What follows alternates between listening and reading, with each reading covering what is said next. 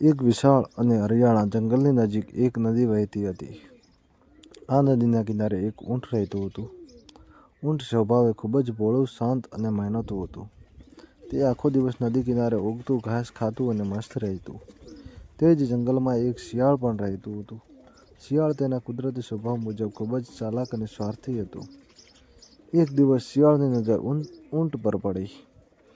શિયાળે વિચાર્યું કે જો તે ઊંટ સાથે મિત્રતા કરી લે તો તેને નદીની પેલે પાર આવેલા ખેતરોમાં જવામાં સરળતા રહેશે, કારણ કે તે પોતે નદી કિનારે તરી શકતું નહોતું.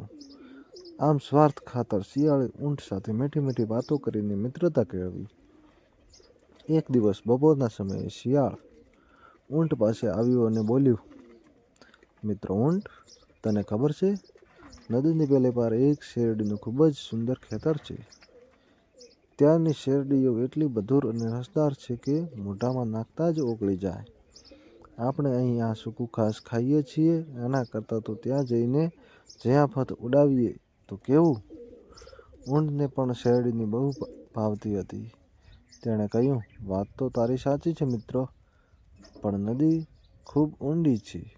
હું તો તરીને જઈ શકીશ, પણ તારું શું? ચાલાક શિયાળ તરત બોલ્યું, અરે મિત્ર, તારી પીઠ કેટલી વિશાળ છે. હું તારી પીઠ પર સવાર થઈ જઈશ અને આપણે બંને આરામથી પેલે પાર પહોંચી જઈશું.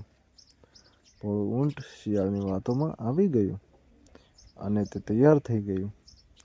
બીજા દિવસે નક્કી કર્યા મુજબ શિયાળ ઊંટની પીઠ પર બેસી ગયું.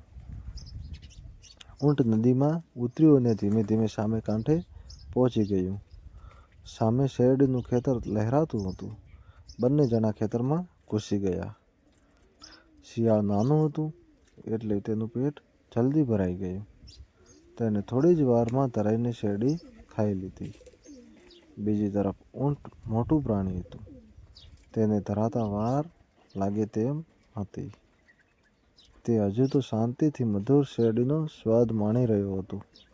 અચાનક શિયાળે જોર જોરથી ઉઈ ઉઈ કરીને લાળી કરવાનું શરૂ કર્યું. ઊંટ ગભરાઈ ગયો. તેણે ધીમેથી કહ્યું, મિત્ર, શું કરે છે? ચૂપ થઈ જા. તારો અવાજ સાંભળીને ખેતરનો માલિક જાગી જશે અને આપણને મારશે. શિયાળે હસીને જવાબ આપ્યો, અરે ભાઈ, મને તો જમ્યા પછી ગાવાની આદત છે. ગાયા વગર મારું ખાવાનું પચતું નથી. અને તે વધુ જોરથી અવાજ કરવા લાગ્યો. શિયાળના અવાજથી ખેતરનો માલિક જાગી ગયો. તે હાથમાં લાકડી લઈને ખેતર તરફ દોડ્યો. ચાલાક શિયાળ તો નાનું હોવાથી શેરડીના ઝાડ પાછળ છુપાઈ ગયું.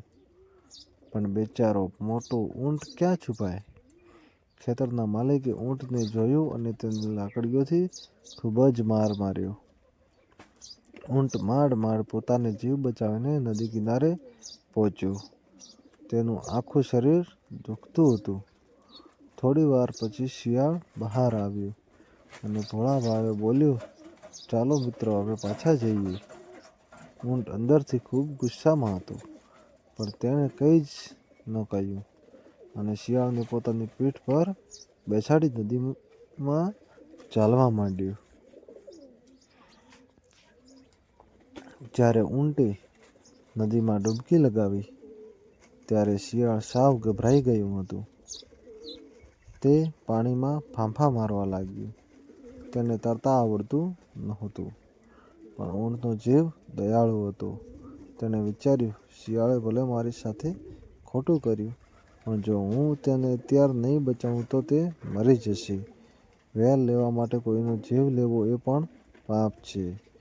ઊંટે પોતાની ગરદન ઊંચી કરી અને શિયાળને ફરીથી પોતાની પીઠ પર બેસી જવા કહ્યું.